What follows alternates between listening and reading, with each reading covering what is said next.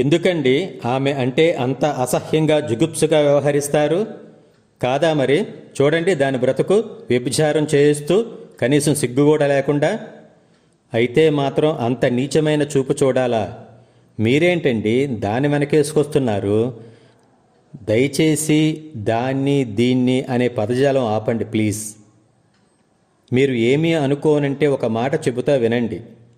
మన అమ్మ, ఆలి, కూతురు, తోబుట్టువల జోలికి ఏ మగవాడు రాలేదు కాబట్టి ఈరోజు మన ఆడవాళ్ల బ్రతుకులు బాగున్నాయి. లేదంటే మీరు ఆమెను అన్నట్లే వేరే వాళ్ళు మన ఆడవాళ్లను అనేవాళ్ళు.